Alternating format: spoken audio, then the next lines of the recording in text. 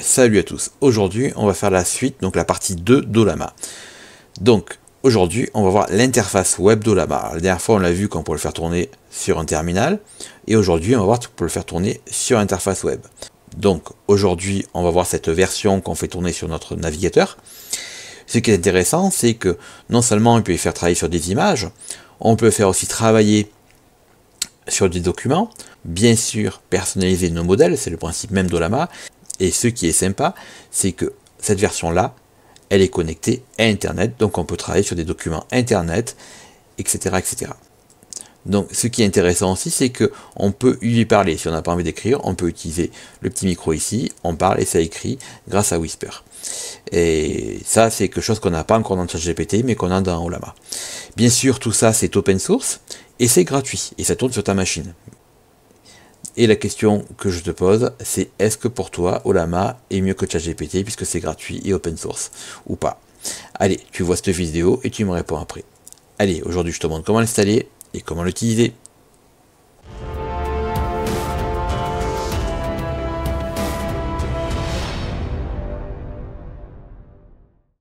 Donc, voilà la suite du tuto d'Olama. Donc la première fois, je t'avais montré comment installer Olama donc, sur ton ordinateur. Et maintenant, je vais te montrer comment installer l'interface web sur ton ordinateur. Et dans la prochaine vidéo, celle qui sera après ça là, ça sera une troisième vidéo sur Olama, ça sera comment installer Olama avec Visual Studio Code. Tout ça ayant pour but de te faire économiser beaucoup d'argent. Parce qu'en fait, comme tu l'as pu le voir sur la première vidéo, Olama nous permet de personnaliser nos propres modèles. Alors, il faut commencer par comprendre qu'est-ce que c'est avant d'aller plus loin. Alors, aujourd'hui, on va voir comment installer sur l'interface web. Donc, pour commencer, on va installer Docker. Alors, pourquoi Docker? Parce que, comme dans la notice, ils nous le disent, pour bien qu'il fonctionne, pour pas qu'il y ait de problème de paquet, ils ont tout compilé dans un Docker. Docker est un outil qui est quand même bien conçu. C'est un outil qui fonctionne sur des serveurs, sur ta machine virtuelle. Il tourne sur pas mal de machines. Et l'avantage, c'est qu'il est bien mieux que Pinocchio. On avait vu Pinocchio auparavant, c'était assez facile à utiliser, et Docker c'est le même acajou, c'est le même style. Si ce n'est que Docker, il demande un peu plus de ressources machines. Voilà, donc aujourd'hui on n'a pas le choix, pour l'utiliser on va installer Docker. Donc on va commencer par installer Docker, donc tu auras bien sûr un tuto sur la blonde du web, et toutes les descriptions comment l'installer, mais tu vas voir c'est assez facile. Là j'arrive sur la page de l'installation, et je choisis la machine que j'utilise. Donc je démarre Docker, voilà, il démarre, on va voir s'il démarre bien, voilà, il a bien démarré, il n'y a pas de problème, tout est affiché, si je viens en bas, on voit bien que ma petite baleine elle est bonne. Donc maintenant qu'est-ce que je vais faire? Je vais lancer la machine virtuelle. J'ai plusieurs façons de le faire, la façon la plus simple c'est de récupérer le code, donc on va zoomer pour que tu vois mieux, voilà. Sur la page officielle, j'ai le code, tu vois, docker run p, etc., etc. Je vais prendre cette commande-là. Donc là, je viens ici pour copier. Là, je vais faire un clic droit, je vais ouvrir un terminal, n'importe où le terminal, ça n'a pas d'importance, et je fais coller. Et voilà, là, il va m'installer donc mon système, tous mes paquets sur ma machine Docker. D'ailleurs, il le fait, voilà. Et une fois que c'est fait, il va me lancer mon interface, mon lama et tout ce que j'ai besoin. Donc tu t'enregistres, mais tu peux mettre n'importe quoi, ça marchera quand même, c'est juste que tu te rappelles de ton mot de passe, sinon c'est pas grave. Donc une fois démarré, et qu'est-ce que je vois? Je vois que là-haut, j'ai rien. Donc la première chose qu'il nous faut, c'est nous installer des modèles. Alors, c'est là qu'on rentre sur les cours qu'on a fait auparavant sur Olama. Donc les modèles, bien sûr, on peut les prendre tout faits ou les personnaliser. Donc on a deux possibilités. Première possibilité, on peut prendre un modèle. Donc on vient cliquer ici, et automatiquement on va prendre modèle ici. Et donc ici on peut choisir les modèles. Donc on peut taper le modèle directement, comme on l'a vu la dernière fois. Si tu ne te rappelles pas, là il te met un petit lien, tu cliques sur le lien, ça t'ouvre la page. Donc nous on va prendre donc celui-là, on va pas s'embêter la vie. Et donc contrairement à la dernière fois où on devait prendre la commande entière, là il suffit de prendre directement le nom, donc Lama 2.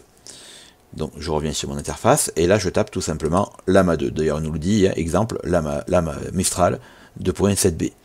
Moi je prends la version Lama 2, la dernière qui existe. Donc voilà, donc là je prends donc Lama 2, et ensuite je viens cliquer ici pour télécharger. et là, il me dit bien qu'il installe Llama 2. D'ailleurs, on le voit, la barre d'installation. Donc on va en installer plusieurs, il n'y a pas de problème. Ensuite, rappelle-toi, je t'avais dit qu'on peut aussi personnaliser nos modèles à la sauce GPT. Et bien là, exactement, ça ressemblera beaucoup à ChatGPT. Donc pour cela, on va aller sur ici Model File. Rappelle-toi, Model File, c'est la personnalisation des modèles. Donc je viens ici, et là, je peux personnaliser mes modèles. C'est là-dessus que je peux le faire. Si tu te rappelles, la dernière fois, on avait fait un modèle Mario. Eh ben, on va refaire le même modèle Mario, et après je te montrerai comment personnaliser des modèles un peu plus complexes. Donc je reviens sur la page de la dernière fois, tu rappelles-toi, Model File, on avait personnalisé notre Mario, et je refais la même chose. Je reprends donc tout ça, ou alors je viens copier ici, je ne m'embête pas la vie, hein, c'est fait pour. Je reviens donc dans mon interface, et ici, je vais créer un nouveau modèle. Donc pour ça, je viens ici sur plus pour Create. Rappelle-toi, j'avais tapé Create, là je le fais tout seul. Et c'est là-dedans que je vais coller le fameux fichier que j'avais mis dans un fichier texte à part. Donc là, je le colle directement, tu vois, c'est plus simple. Voilà. Là, je lui donne un nom, donc je vais l'appeler Mario. Comme rappelle-toi, la dernière fois, j'avais aussi appelé mon modèle Mario, après tout. Je peux, donc j'ai collé mon texte, je peux aussi mettre une image, je viens ici. Donc téléchargement, je prends l'image de Mario, voilà. Comme ça on le fait, et là je peux même des prompts que je peux suggérer, comme dans les GPT, si tu ne connais pas, dans ChatGPT, dans la version payante, tu peux créer ton GPT, faire comme là, personnaliser ton modèle, et ainsi de suite. Voilà, il m'a créé mon modèle, tu vois, j'ai mon modèle Mario qui s'est créé. On va le tester tout de suite, donc je vais faire un nouveau chat. Ici je vais choisir mon modèle, donc je vais prendre, donc tu vois, j'ai Llama 2 que j'avais installé tout à l'heure. J'ai donc Mario, qui est basé sur Mistral, et il m'a installé d'office donc Mistral parce qu'il en avait besoin pour compiler Mario. Donc je vais prendre mon Mario, et je vais faire Hello, bonjour, qui es-tu? Tiens, comme d'habitude.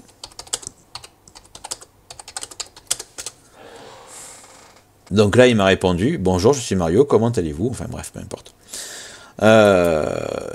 C'est donc ça fonctionne, tu vois, il se prend bien pour Mario, donc mon modèle Mario fonctionne. Alors, c'est bien, Mario c'est amusant, mais sans plus.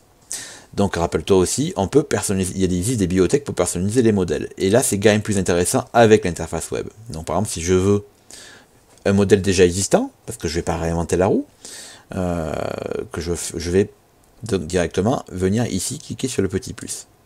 Ici, il va m'ouvrir directement le site internet qu'on avait vu auparavant. Donc là, je descends, et là, donc, je peux prendre les modèles déjà existants. Donc on va essayer de prendre un modèle qui peut être intéressant.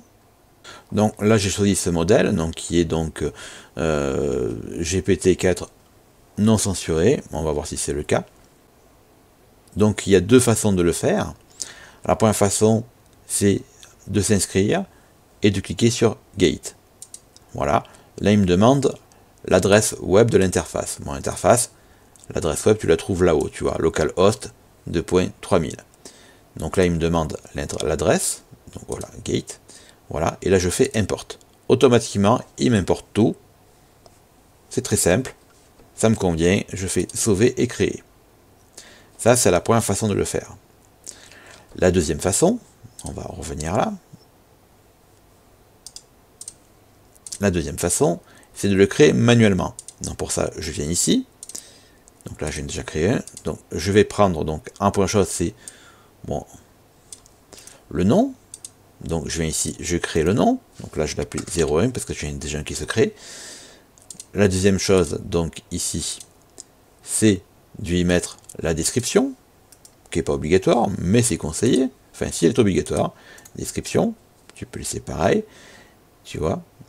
Ensuite, tu copies donc tout ça, donc là tu viens ici pour copier, et ici tu fais coller. Ensuite, tu peux choisir aussi dans quelle catégorie tu veux les cocher. Bon, ça, tu mets ce que tu veux dedans. Tu mets caractère, assistant, etc., etc. Et dernière chose à faire, voilà, c'est la dernière chose à faire, c'est tu peux aussi copier les prompts déjà tout faits. Voilà. Dans mon cas, à moi, c'est pas obligatoire, ou tu peux créer tes propres prompts. Voilà.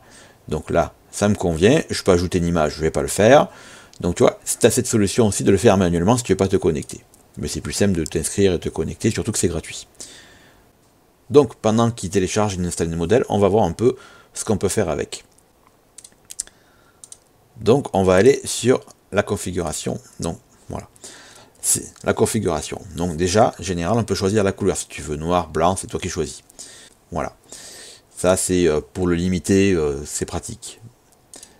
Donc la connexion, ça nous permet de faire une interface connectée. Ça c'est bien, par exemple si tu as installé ton Docker sur un serveur, parce que Docker a l'avantage de tourner aussi sur des serveurs, et ben tous les ordinateurs de l'entreprise peuvent se connecter directement à cette interface web et travailler dessus. En fait, tu auras, exemple, ce système-là, donc Ollama, permet de faire un serveur d'entreprise, un chat en entreprise, qui sera limité à l'entreprise. Et ça, c'est vraiment cool.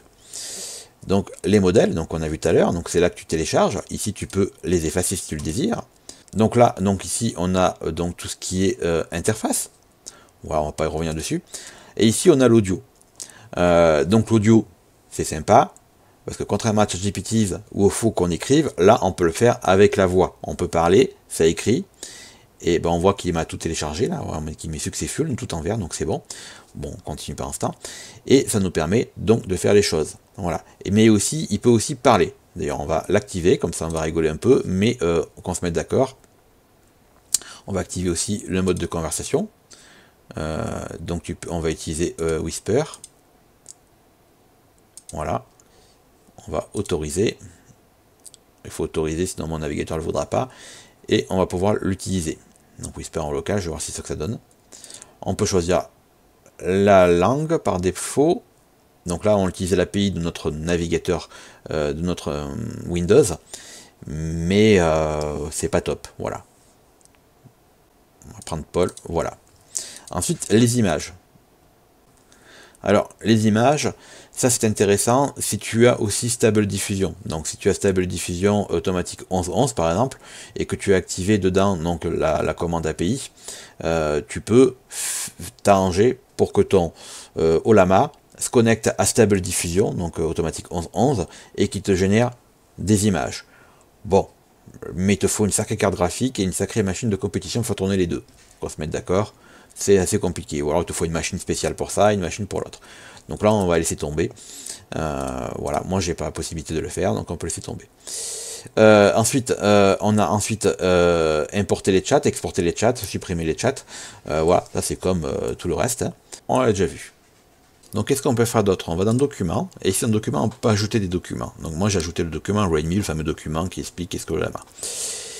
Et donc ce document-là, on peut ensuite l'appeler dans le chat. Pour l'appeler dans le chat, par exemple, déjà on prend un modèle, je vais prendre le modèle, bah tiens, je reprends Mario, on s'en fout, peu importe, et là je peux faire un hashtag, un arrobase, et là j'ai tous mes documents que j'ai mis. Donc je vais prendre donc README, et je vais demander,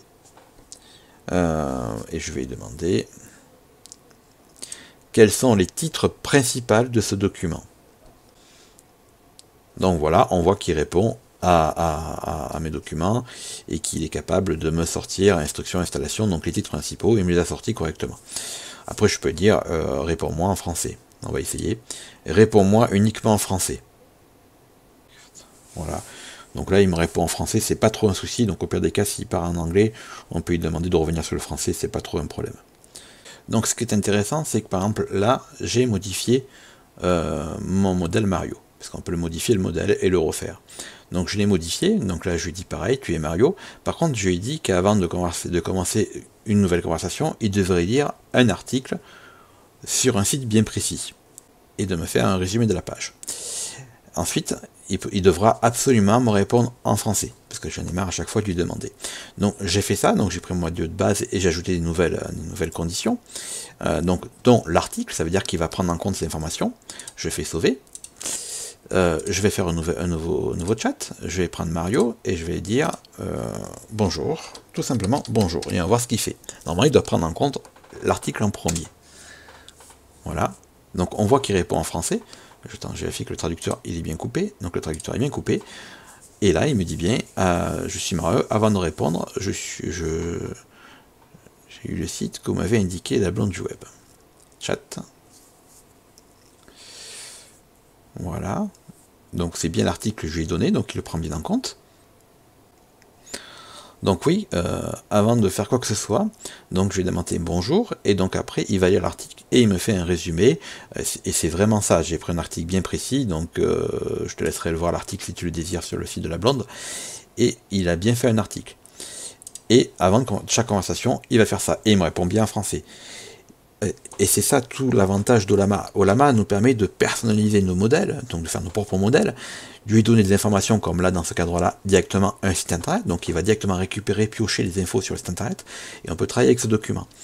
Exemple, je vais faire un exemple concret, comme je l'avais déjà dit, hein, mais là on le voit plus concrètement, je peux programmer un modèle spécifique pour lire, ça s'appelle un site internet, et via un prompt qui est déjà préfait, donc je peux aussi balancer ce prompt là, lui demander de lire le prompt après derrière, et il peut me faire un résumé de l'article. Ça veut dire qu'en gros, je peux lui donner un site internet de news, et dès que je vais le connecter, il va me faire un résumé de cette news. Ça veut dire qu'avec Ollama, bon là sur la version web, mais avec la version qu'on a vue auparavant, on peut tout personnaliser. On peut faire vraiment des machines spécialisées dans un domaine, on peut faire une IA spécialisée dans un domaine. Et donc ça nous permet de gagner énormément de temps. Voilà, et là ça nous coûte vraiment 0 €, contrairement à ChatGPT qui va nous coûter 20 € par mois. Là on est sur 0 €. Il nous faut une machine qui a un peu de puissance, donc comme je t'ai déjà dit à chaque fois, moi j'ai pas une machine haut de gamme, mais si toi tu as une machine qui fait tourner Cyberpunk est un jeu qui demande beaucoup de ressources, je te garantis que tu fais tourner Ollama sans problème, et tu peux t'éclater avec. Donc une fois qu'on a fini de faire joujou avec, et qu'on veut éteindre tout le système, donc c'est assez simple, on va démarrer, donc on va sur Docker, et sur Docker ici, tu vois, on a un petit carré qui marque stop. Voilà. Donc tu arrêtes Docker, et ça t'arrête toute ta machine virtuelle. Donc, qu'est-ce qu'on peut faire d'autre?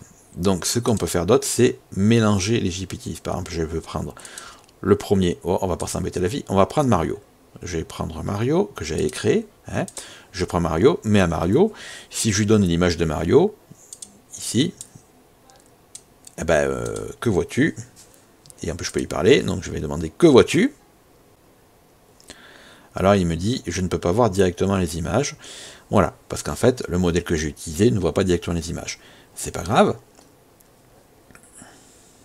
Est-ce une feuille, un champignon, etc. C'est pas grave, on va voir un peu de façon différente.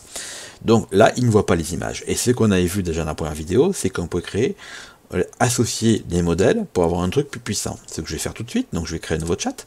Et donc là, je vais reprendre mon Mario. Et à Mario, j'ajoute un autre modèle. Voilà, je prends le petit plus. Et ici, je peux ajouter un autre modèle. Donc je vais prendre le modèle qui permet de voir, qui est le modèle Lava. Voilà. Maintenant, pareil, je vais y reglisser l'image. Et là, je vais faire pareil. Que vois-tu sur cette image? Peux-tu me la décrire? Ouais, bon, après, il n'est pas très...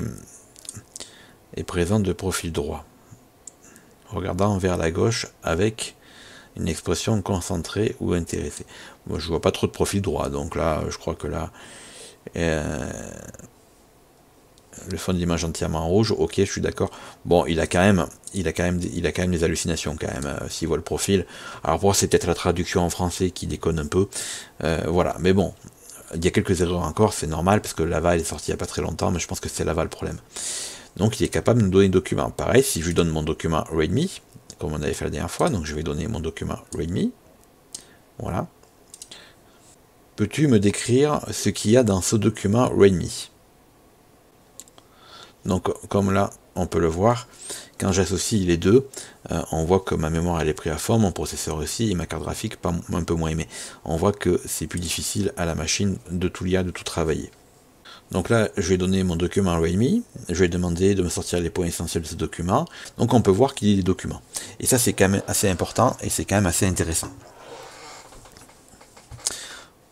Donc voilà, maintenant qu'on sait qu'on peut ajouter des modèles les uns aux autres, par contre ça demande plus de puissance, plus de ressources, et c'est un peu plus long à utiliser. Voilà, j'espère que cette vidéo t'a plu. Écoute, n'hésite pas à mettre un like si ça t'a plu, parce que ça m'a demandé pas mal de travail. N'hésite pas à laisser un commentaire, voilà, ça fait toujours plaisir. Dans la prochaine vidéo, on va voir comment intégrer Ollama à Visual Studio Code pour nous permettre de coder 10 fois plus vite et nous faire gagner énormément de temps. Voilà. Eh bien, écoute, à la prochaine vidéo et amuse-toi bien. Allez, bye!